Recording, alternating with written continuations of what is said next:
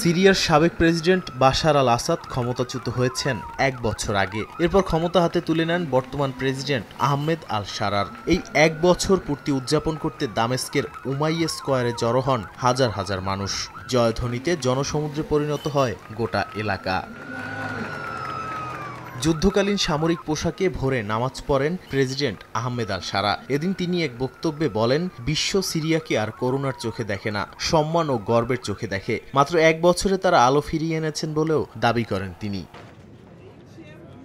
কিন্তু উৎসবের আড়ালে যুদ্ধপেরা মানুষের গল্প একেবারেই আলাদা। বিভিন্ন দেশ থেকে ফিরে বাসিন্দারা দেখছেন ঘর নেই, কাজ নেই, জমিও খরায় চৌচির। গেল ১ বছরে সিরিয়ায় ফিরেছেন ১০ লাখের বেশি বাসিন্দা। ধ্বংস হওয়া অবকাঠামো, বেকারত্ব আর সেবা সংকট তাদের জীবনকে আরও কঠিন করে তুলেছে।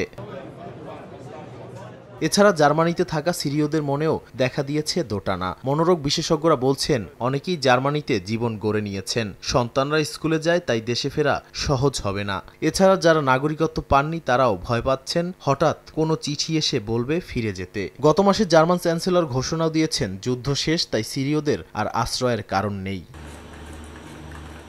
উদযাপনের দিনে কুর্দি বাস্তুচ্যুতদের জীবনও অনিশ্চয়তায়। আশ্রয় কেন্দ্র থেকে ফিরে সাধারণ মানুষ বলছেন, সারা দেশ উদযাপন করছে, কিন্তু তারা কিছুই অনুভব করেন না। ফেরার নিরাপত্তা নেই। তাছাড়া ঘর ছাড়া মানুষ কিভাবে স্বাধীনতা উদযাপন করবে, কিংবা ফেরার মতো নিরাপদ কি নতুন সিরিয়া?